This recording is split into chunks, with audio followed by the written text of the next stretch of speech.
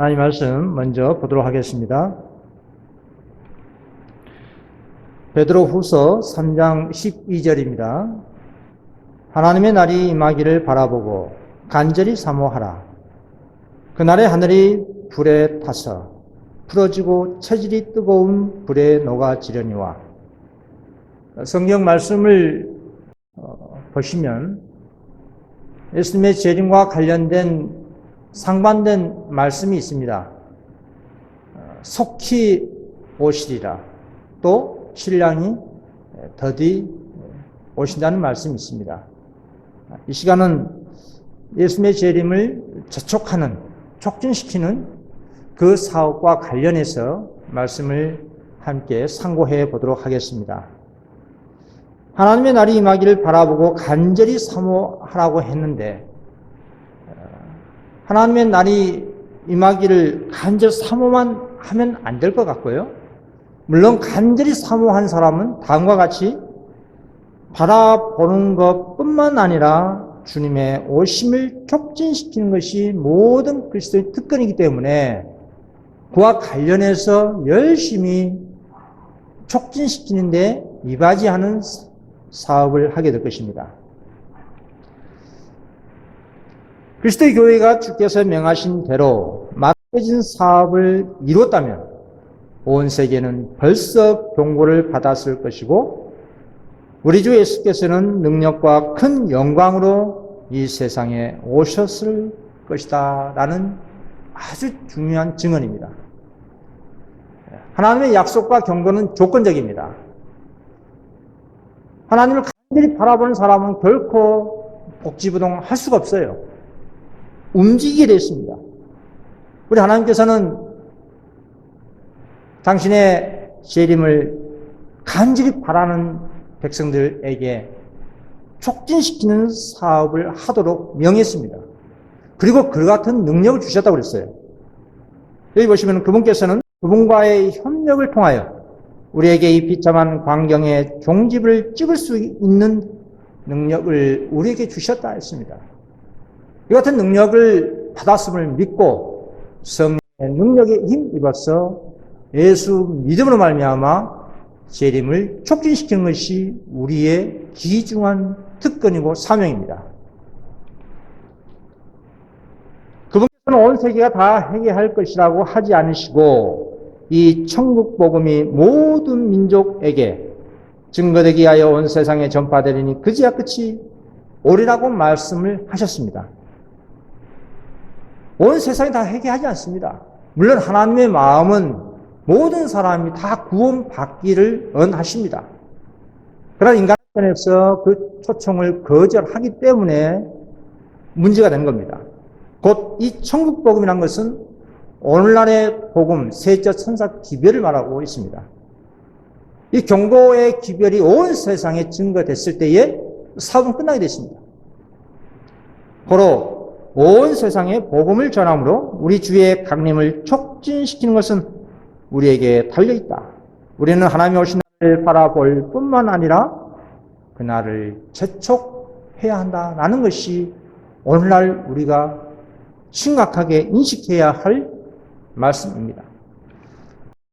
자, 근데요, 우리 예수님의 재림과 관련해서 너무 극단적인 생각을 하시는 그런 단체나 사람들이 있어요.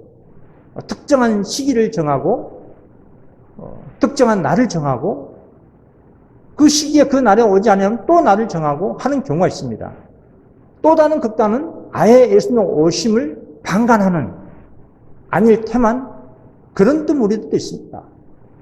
여기 보시면 5년, 10년 혹 20년 후에 오실 것이다 라는 어떤 특정한 날을 정해서 재림을 결정하는 그런 우를 범해서는 안 됩니다. 성경은 종말론적 신앙을 견지해야 되겠지만은, 가르치고 있지만은, 그렇다고 해서 극단적인 종말론은 항상 조심해야 됩니다.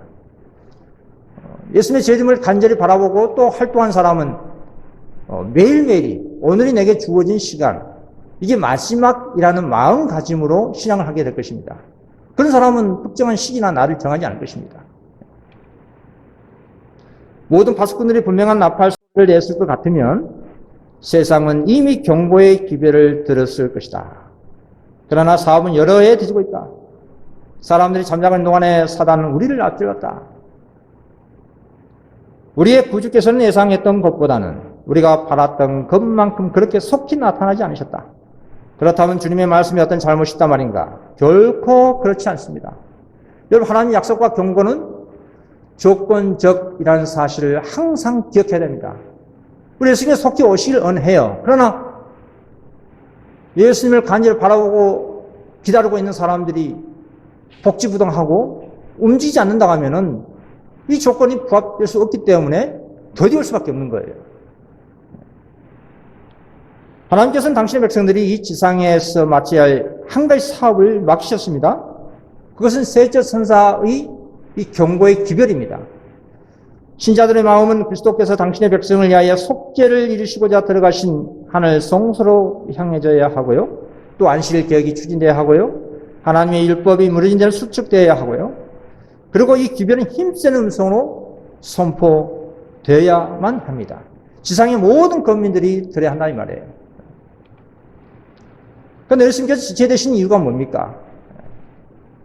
사실은 이 지체되게 하는 것은 우리 인간의 편의 잘못이에요. 앞에서 언급했던 것처럼 말이죠.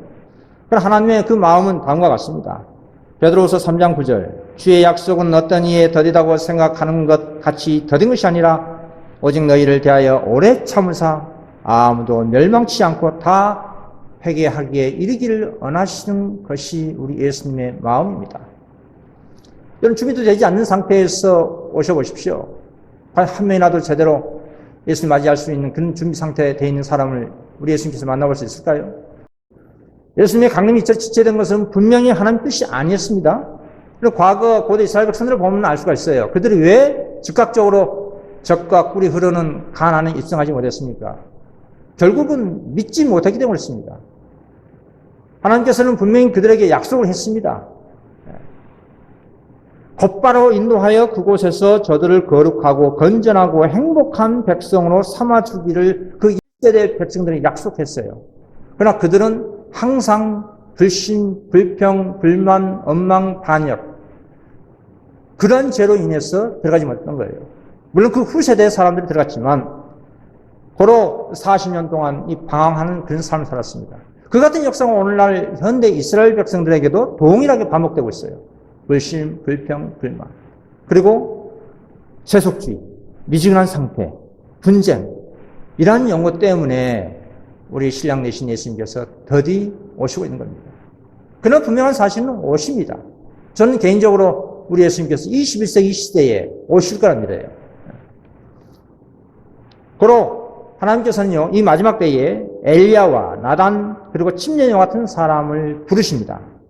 결과에 개의치 않고 당신의 기별을 충실히 전할 사람, 비록 그것이 저희가 가질 모든 것을 희생하도록 요구할지라도 담대히 진리를 말할, 증거할 사람을 부르십니다. 예레미야 5장 1절 말씀 보시면은 그 예루살렘 성읍 가운데 정의를 행하고 진리를 구하는 자가 단 한 명이라 있다고 하면 내가 이 성을 용서하겠다 했습니다. 하나님 편에서는 단 한 명의 그 당신의 백성을 찾으십니다. 그렇다고 해서 꼭 숫자적 단 한 명만 있으면 안 되겠죠. 내 자신이 그 한 명이 돼야 된다 이 말이에요. 예수님께서 우리 하나님께서 이사야 선지자에게 그랬습니다. 누가 우리를 위하여 갈고 그리 할 때에 이사야 선지자가 주여 내가 여기 있나이다. 내가 가겠나이다. 라는 그러한 믿음 있는 일꾼들이 필요하다 이 말이죠. 누가복음 1장 17절에 제가 또 엘리야의 심령 능력으로 주 앞에 앞서 가서 아비의 마음을 자식에게 거스린 자를 의인의 슬기에 돌아오게 하고 주를 위하여 세운 백성을 예비하리라. 오늘날 엘리야 심령과 능력을 가진 하나님 백성들이 예수님의 재림을 준비해야 할 막중한 사명을 가지고 있다는 것입니다.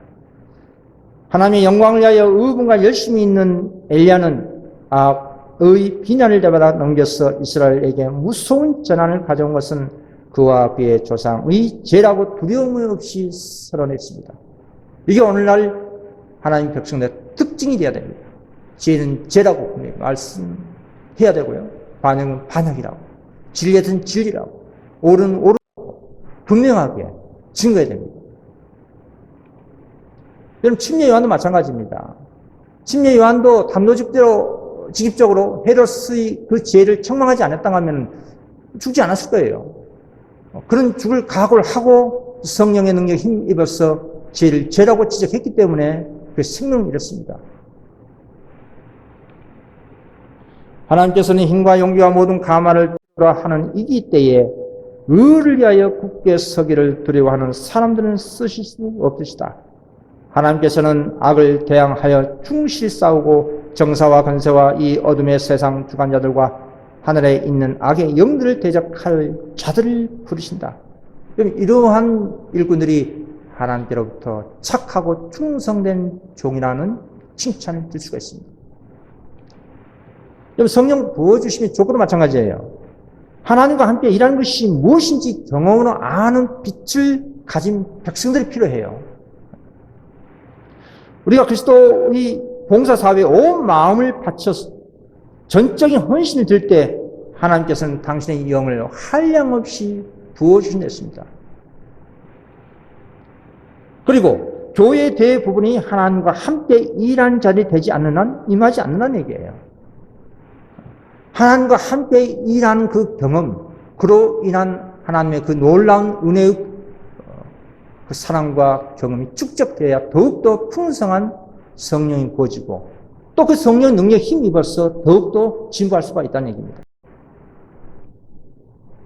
구원의 기별을 드는 수백 명 아니 수천 명의 사업이었던 분야에서 활동적으로 봉사할 수 있는데도 여전히 장태에서 한가로이 놀고 있다는 책망이 들려오고 있습니다. 오늘날 이 시대가 11시 시대라고 합니다. 그리고 현대 시간으로 따진다고 하면 5시죠. 즉 1시간만 일하면 사업이 끝나버립니다. 마지막 주자예요. 오늘날 이 시대에 셋째 선의 기별로 부름받은 사람들은 1시간만 일을 열심히 해서 하게 되면은 사업 종집을 찍을 수가 있습니다. 온 교회가 봉사의 정신을 가지고 각자 자기의 능력에 따라 그분을 위해 일하게 되기를 하나님께서는 오랫동안 고대해 오셨다. 하나님의 교회 교인들이 복음 사명을 성취하기 위하여 국내에서 필요한 되는 모든 분야에 들어가 그들에게 맡겨진 일을 할 때에 온 세계는 오래지 아니하여 경고를 받게 될 것이고 주 예수께서는 능력과 큰 영광으로 이 땅에 재림하시게 될 것입니다. 저는 오늘날 이 때의 마지막 때에 때를 따라 양식을 나누어 주는 신실하고 지혜 있는 종들. 오늘 이 마지막 때에 먹어야 할 그 양식이 어떤 양식이겠습니까? 그게 셋째 선사 기별입니다. 이 때에 이 기별을 가지고 나갔을 때, 그리고 이 현대 진리의 양식에 굶주려 죽어가는 있는 영혼들에게 주었을 때에 그 영혼들이 소생할 수 있습니다. 각 시대마다 다 그 진리가 있었어요. 특별히 오늘날 적용된 진리를 전파하고 있다. 에녹, 노아, 아브라함, 모세 등이 각각 저희 시대에 알맞는 진리를 전파한 것처럼 지금 그 시대 종들은 이 시대에 대한 특별한 경고를 발휘한다라는 겁니다. 셋째 선의 기별은 마지막 하나님의 자비와 경고의 기별입니다. 홍수 심판 경고 기별과 같은, 아니 그 기별보다도 훨씬 10배의 큰 능력이 역사하는 중차대한 기별이에요. 왜냐하면 그 기별은 예수님 오신다는 기별이고 지구 종말을 고하는 경고이기 때문에 그렇습니다. 자, 그렇다면요, 재림을 촉진시키는 그 방법이 있어요. 사실 알고 보면 너무나 단순합니다. 어려운 거 아니에요. 너무 쉬운 방법이에요. 자, 큰 능력을 가지고 하늘로부터 내려와 그 영광으로 땅을 환하게 하는 다른 천사의 사업은 우리의 출판서들, 즉 출판물, 우리 인생을 통해서 대부분 성취됩니다. 또 마가복음 6장 7절에 12 제자를 불사 둘씩 보내시며 더러운 귀신을 지하는 권세를 주시고, 여러분 예수님께서 방법을 분명하게 가르쳐줬어요. 당시 제자들 12를 둘씩 짝 지어서 집집방문하도록 했습니다. 자, 그리고 또 누가복음 10장 1절 이후에 주께서 달리 70인을 세우사 친히 가시려는 각동 각처로 둘씩 앞서 보내시며 70인 제자들도 2명씩 파트너가 되어서 집집 방문시켰습니다. 이게 하나의 방법입니다. 왜 이렇게 두 사람을 짝지어서 파송했느냐? 상호 간의 약점을 보충하면서 피차에 돕고 격려하기 위해서 그렇습니다. 그리고 복음을 전한 사람들을 이런 방법을 연합하게 하는 것이 우리 하나님의 목적이었습니다. 만약에 이 같은 방식으로 한다고 하면은 정말로 큰 성과를 볼 수가 있을 겁니다. 또 바울 사도 마찬가지예요. 하단에 무엇이든지 공중 앞에서나 각 집에서나 끊임없이 너희 가르쳤다고 그랬어요. 공중에서도 그리고 집집 방문하면서 가르쳤습니다. 그리고 과거 43년 재림운동 때도 마찬가지였어요. 그때도요, 예수님 오신다는 그 기별을 전하기 위해서 친척들, 친구들 다 찾아가서 집집 방문해서 그 경고를 전하고요, 그 복된 소식을 전했습니다. 그래서 우리는 세계 역사의 종말에 신속히 다가가고 있으며 예수님의 임박한 재림을 깨닫는 때에 전에 없이 일하는 데 분발하여야 한다. 우리는 백성들에게 경고를 받아도록 명령을 받았다 하고 있습니다. 다니엘 12장 4절입니다. 다니엘아 마지막 때까지 이 말을 간수하고 이 글을 봉함하라. 많은 사람이 빨리 왕래하며 지식이 되리라. 그럼 이 말씀이, 이 예언이 성취가 됐죠. 그럼 온라인상으로 지구 반대편까지 이 기별이 증거되고 전해지고 있습니다. 신속하게 퍼지고 있어요. 단지 사람들 입장에서 그 진리를 배울 수 있는 기회를 등한시하고 무관심하기 때문에 정죄를 받는 것입니다. 진리가 무엇인지 몰라가지고 정죄받는 사람 없어요. 오늘날 지성도 시대에 진리가 홍수같이 마구마구 부어지고 있습니다. 단지 사람들이 세상에 더 관심을 갖고 거기에 더 반응을 하기 때문에 진리를 간과하고 무관심하고 그래서 몰라서 멸망할 수밖에 없는 거예요. 미래 복음 전도 활동도 마찬가지입니다. 1월 전 번영 때도요, 일요일에 선교 활동에 종사하는 것이 좋습니다. 하나님의 백성 사이에 있을 큰 개혁운동에 관한 광경이 내 앞을 지나갔다. 많은 사람들이 하나님을 찬양하고 또 병자들이 고침을 받고요, 다른 이적들이 일어나고 수백 수천의 사람들이 가정들을 방문하고 그리고 하나님의 말씀을 펴고 함께 공부하고 기도하고 이 모든 일들이 성령의 능력에 의해서 참된 핵심이 일어나는 모습을 선지자의 계시를 통해서 봤습니다. 그래서 오늘날 우리가 이 같은 경험을 미리 하는 게 중요합니다. 집집 방문하면서요, 성령의 능력의 그 역사에 일하는 광경을 볼 수가 있다는 이 말이죠. 그래서 은혜의 시기 이 기간 동안 우리는 열심히 분발해야 할 필요가 있습니다. 하나님의 심판이 세상에 임하고 있으므로 우리는 성령의 가말에 우리에게 맡겨 경고의 기별을 전하지 않으면 안 된다. 교훈에 교훈을 더하여 이 기별을 신속하게 전하지 않으면 안 된다. 사람들은 미국에 중대한 결정을 하도록 강요당할 것이다. 그들이 올바른 편에 지혜롭게 서기 위하여 진리를 이해할 기회를 얻고 있는지 깨달아야 할 의무가 우리에게 있다. 이 대단히 중요한 말입니다. 믿고 안 믿고는 그들 자유이지만 그들에게 그 같은 상황과 환경을 조성해 줄 필요는 있어요. 즉 진리의 기회를 전해줘야 된다 이 말이에요. 전해주지 않는데 어떻게 듣겠습니까? 전했음에도 불구하고 본인들이 안 믿는다면 할 수 없어요. 파수꾼의 사명은 그렇습니다. 당신의 백성들이 열렬하고 지혜롭게 활동하도록 요구하신다. 우리 교회 신자들 사이에서 집집을 방문하여 성경을 가르치고 문서를 보급한 일이 더 많아져야 한다. 온라인, 오프라인 우리 할 수 있는 그 방법에서 총동원해야 됩니다. 그럴 때 하나님의 성령의 역사가 크게 일어날 거라 저는 믿습니다. 또한 중요한 내용인데요. 여리고 성의 무너짐을 통해서 세상 운명을 우리가 충분히 볼 수가 있습니다. 여호수아 6장 2절 여호와께서 여호수아에게 이르시되 보라 내가 여리고와 그 왕과 용사들을 내 손에 붙였으니 너희 모든 군사는 성을 둘러 성 주위를 매일 한 번씩 돌되 엿새 동안을 그리하라. 제사장 7은 7 양강 나팔을 잡고 언약궤 앞에 행할 것이요 제7엔 성 7번 돌며 제사장들은 나팔을 불 것이며 제사장들이 양각 나팔을 길게 울려 불어서 그 나팔 소리가 너에게 들릴 때는 백성은 다 큰 소리로 외쳐볼 것이라.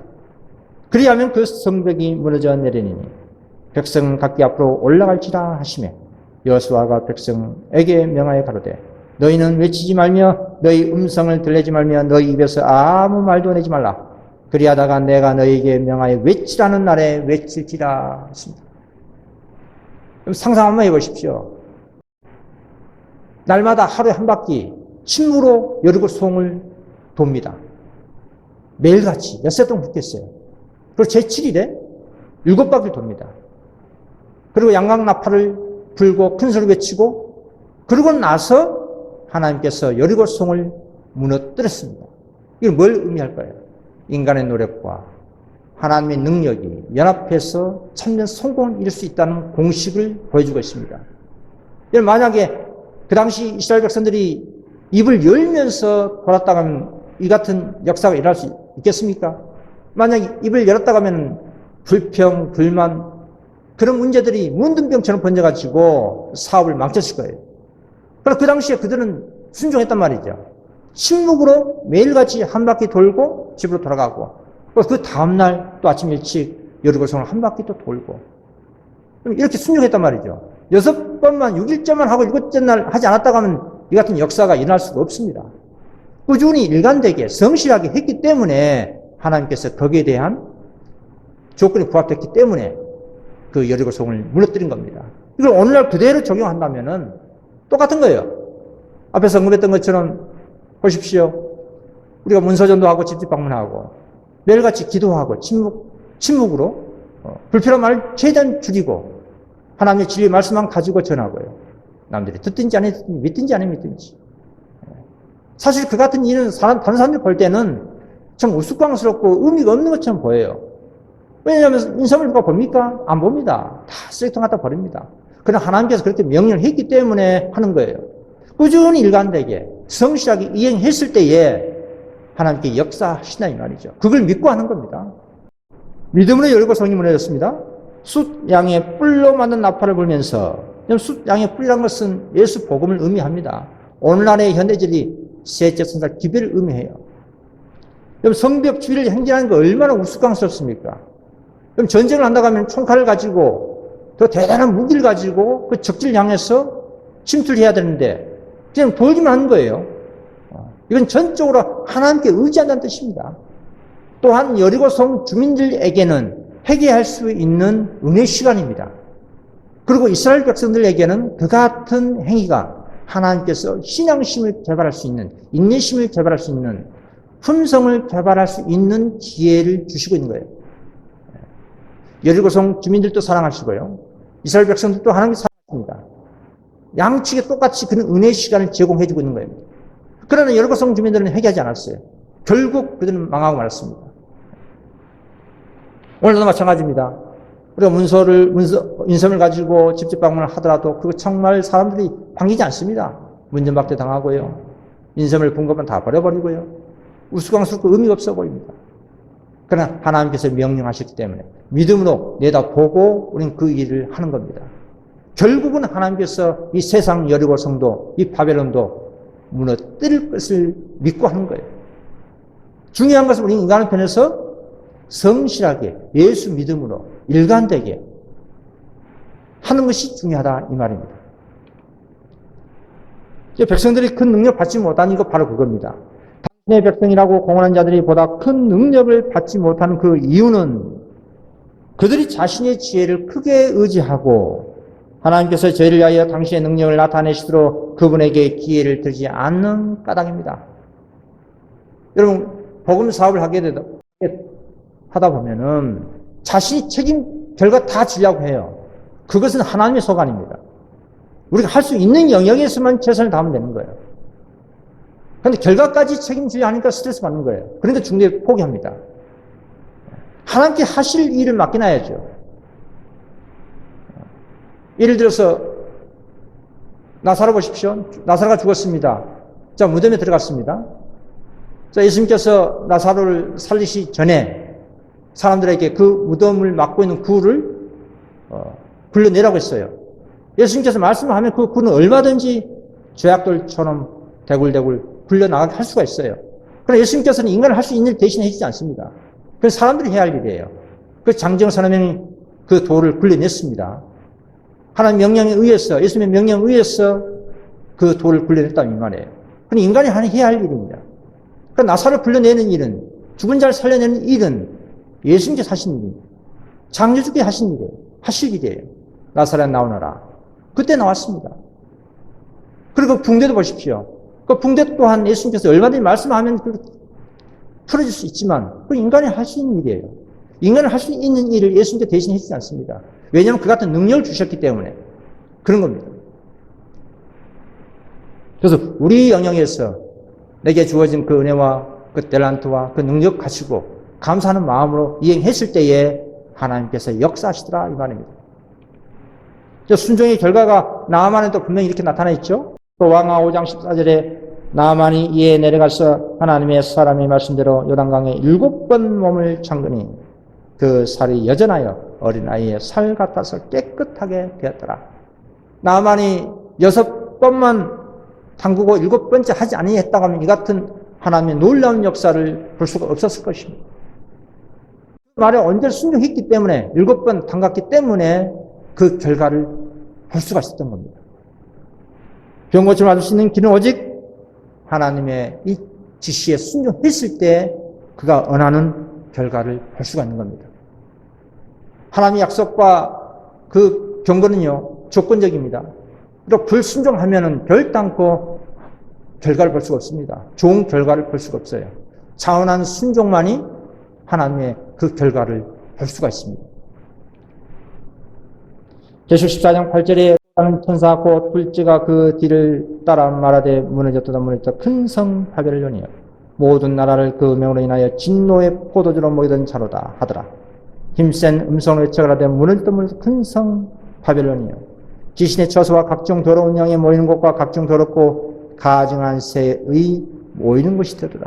이건 바벨론 무너졌으면 선포됐습니다. 그러니까 무너진 겁니다. 자, 우리는 이걸 믿음으로 본 거예요. 자, 보십시오. 이 심판의 경고의 일관성과 그 결과가 대단히 중요한 것입니다. 이 경고의 일관성을 가지고 노아 120년 그 당시 120년의 그 은혜 시간이 있었어요. 자, 일관되게 노아는 이 심판의 이 홍수 심판의 경고를 외쳤습니다.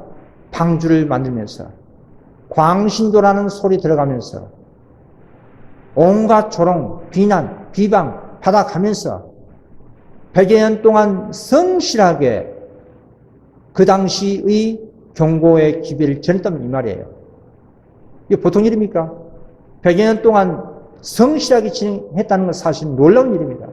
오직 믿음으로 한 겁니다.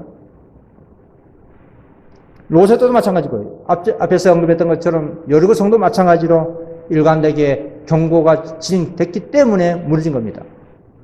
자, 그런데 경고를 받아들인 결과가 어땠습니까? 공통점이 있죠. 노아 때 그 경고의 기별이 진행되고 일관되게 진행됐을 때에 노아 식구들이 구원받았어요. 물론 노아 시대 때에 노아의 경고의 기별을 받아들인 이 무드셀라 그 자녀들 방주 만드는데 함께 협력했습니다. 물론 그들은 홍수 나기 전에 회개하고 구원받았어요. 그래서 최종적으로 구원받은 사람은, 살아 구원받은 사람은 8명이었습니다. 노아 식구들이었습니다. 롯에도 봐보십시오. 그 경고를 받아들이는 사람들이. 롯과 그 자녀들이었습니다. 또 여리고성 라합과 그의 가족들. 또 오늘날 현대 바벨론을 향해서 셋째서는 기별 경고를 받아졌을 때에 구속의 경륜을 받아들이는 극소수라고 그랬지 않습니까? 여러분, 그 극소수가 누구겠습니까? 자기 가족이 될 수가 있습니다. 이게 놀라운 비밀입니다. 그 가정에 이 심판의 경고의 기별을 힘있게 증거하고 그 같은 삶을 살고 뭐 지금 당장은 함께 합류하지 못한다 할지라도 분명한 사실은 그 극소수가 자기 가족 구원이 될 수가 있다는 말이에요. 분명한 사실은 온 세계가 다 회개하지 않습니다. 그러나 우리는 분명히 주의 강림 촉진시키는 것이 우리의 놀라운 큰 특권이기 때문에 이 특권을 믿음으로 선용해야 됩니다. 그날을 저촉해야 됩니다.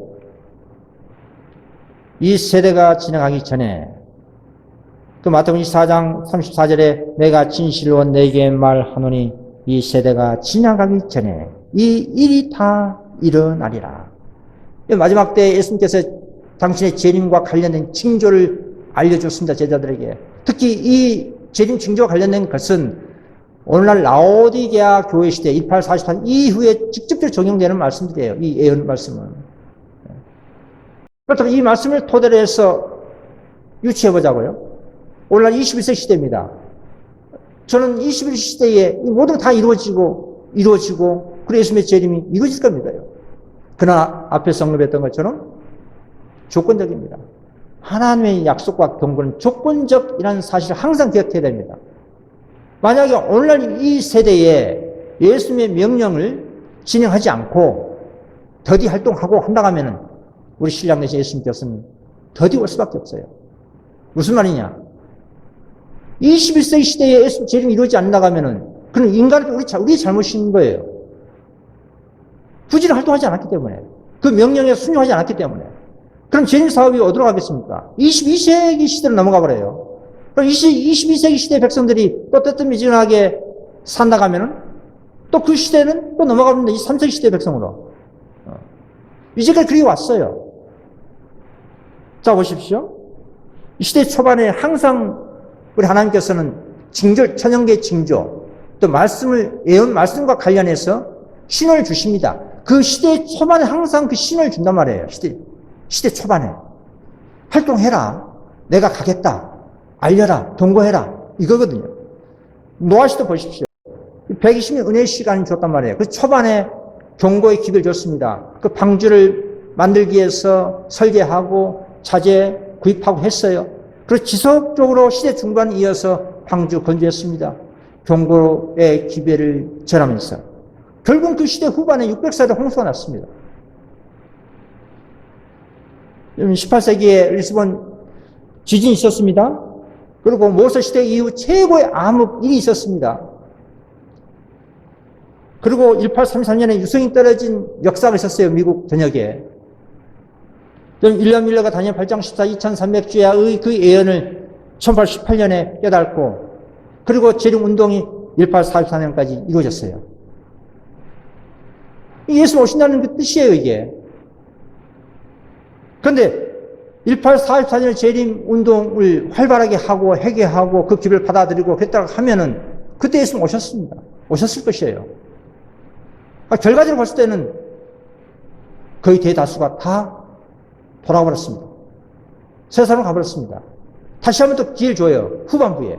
188 믿음 할머니 의의 기회를 주어서 기회를 다시 한번 줍니다. 이때도 기회를 받아들였다고 하면 2년 후에 천국에 가 있었을 것이라 했단 말이죠. 그러니까 19세기 된 두 번의 기회가 있었어요. 그러니까 결과적으로 볼 때는 그때 당시의 사람들이 하나님의 그 경고의 기회를 거절했기 때문에 재림 사업이 그 다음 세기 20세기 넘어온 거예요. 그러니까 20세기 초반에 보십시오. 20세기 초반에도 예수님께서 제자들에게 경고했던 그 재림 징조를 알려줬습니다. 그 놀라운 일들이 일어났잖아요. 그 시대 초반에 세계 1차 전쟁이 일어나고 스페인 독감이 일어나고 얼마나 놀라운 일입니까? 그럼 이러한 신을 줬다고 하면은 그 당시 백성들이 더 활발하게 이 경고의 기회를 전해야 되는데 결과적으로 봤을 때는 재림이 그 사업권이 21세기 우리 시대로 왔어요. 자, 오늘날 21세기 시대 초반부에 보십시오. 10년 전에 세계적 금융위기가 있었습니다. 사람들은 10년이 지나버렸기 때문에 기억에서 다 사라졌을 거예요. 그때도 신종플루 팬데믹 원형이 창궐 있었어요. 많은 사람들이 죽었습니다. 자, 오늘 10년 이후에 2020년 또 원형이 전 세계적으로 퍼졌습니다. 이게 하나의 신호입니다, 신호. 예수님께서 곧 가겠다는 신호예요. 그렇다면 오늘날 이 시대에 어떻게 해야 되겠습니까? 셋째 쓴 기회 경고를 밤낮을 전해야 됩니다. 듣든지 아니 듣든지 믿든지 아니 믿든지 광신다는 소리 들어가면서 해야 돼요. 노아 같은 입장에서 해야 된다 이 말이에요. 오늘날 21세기 지금 79년 남았습니까? 79년 금방 가버립니다. 저는 개인적으로 21세기 시대에 예수님의 재림이 이루어질 걸 믿습니다. 또 거기에 내 자신도 헌신하고자 다시 한번 결심을 또 하게 될 거예요. 그러나 앞에서 말씀드린 것처럼 중요한 핵심 포인트는 하나님의 약속과 경고는 무엇이다? 조건적이다. 이걸 항상 기억해야 됩니다. 우리 하나님께서 속히 오시기를 안 하십니다. 당신의 백성들이 거기에 준비를 하지 않으니까 자꾸 더디고 다음 세대 넘어가 이런 거예요. 이걸 빨리 눈치채야 됩니다. 79년 금방 가버립니다. 저는 21세기 중반에 왔으면 좋겠어요. 그러나 저는 시기는 정하지 않습니다. 오늘날 21시대에 사업이 끝날 거라는 그 믿음을 가지고 있습니다. 교회에서 책임이 있고 영향력이 큰 지혜 있는 사람들, 하나님의 사업에 선두에 서야 한다. 만약 그들이 마지못해 움직이면 다른 사람들은 꼼짝도 하지 않을 것이다. 그러나 그들이 열심을 내면 매우 많은 사람들의 열심을 격발시킬 것이다. 그들의 빛이 환하게 타오를 때 천개의 횃불에다 불을 붙일 것이다. 여러분 188 그 미네아폴리스 대총회 그때의 지도자들이 믿음의 기별을 받아들이고 회개하고 백성들을 전파했다면 사업 끝났을 거라 이 말이에요. 그러나 책임 있는 자들이 하지 않나 할지라도 오늘 예수 믿는 자들이 각자 받은 달란트 가지고 열심을 내서 예수 믿음으로 감사함으로 활동한다고 끝날 수 있습니다. 전적으로 지위가 높은 책임자들 의지하지 말라 이 말입니다. 물론 지위가 높은 책임 있는 자들이 앞장서면 더 최고로 빨리 끝날 수 있겠죠. 그러나 거기에 절대 의지하지 마십시오. 우리 각자 받은 그 은혜의 힘을 가지고 하나님 사업을 하면 됩니다. 예수 믿음으로 결과를 바라보고 하는 겁니다. 그럼 이 사업은 천사들보다 더 강한 성부, 성자, 성령, 우리 삼위 하나님께서 함께 하십니다. 그렇게 사업은 쉽게 끝낼 수가 있다 이 말이에요. 셋째 천사의 기별에는 승리가 수반될 것이다. 주님의 군대의 사령관께서 여리고 성벽을 무너뜨리신 것처럼 주님의 계명을 지키는 백성이 승리할 것이며 모든 반대 세력은 패배할 것이다 라고 하고 있지 않습니까? 얼마나 놀랍고 우리에게 힘과 용기를 주는 말씀입니까? 자, 마지막으로 요한복음 19장 30절에 다 이루었다는 우리 예수님께서 십자가의 상에서 마지막 하신 말씀입니다. 그 의미가 무엇입니까? 천사들이 구주의 십자가를 바라보고 기뻐한 것은 죄와 사단의 멸망이 영원히 확실해졌다는 것과 인류의 구속이 보장되었다는 것과 이 우주가 영원히 안전하게 되었다는 것을 알았기 때문이다. 그리스도 자신은 갈바리에서 이루신 희생의 결과를 충분히 이해하셨다. 그분은 이 모든 것을 내다보시고 십자가 위에서 다 이뤘다고 부르짖으셨다. 여러분 믿음으로 우리 예수님께서 당신의 희생의 공로를 바라봤습니다. 예. 죄와 사단의 멸망이 영원히 확실해졌고요.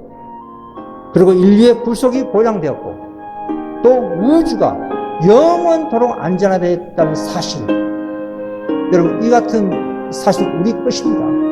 이걸 내다보고 우리가 이 사업을 한다고 하면은 정말 힘있게 셋째 기별을 증거하고 온 세상에 전하기 위해서 우리 시대에 예수님의 재림이 속히 이루어질 것이라는 사실을 믿으시기를 바라시면서 말씀 여기서 드리도록 하겠습니다. 감사합니다.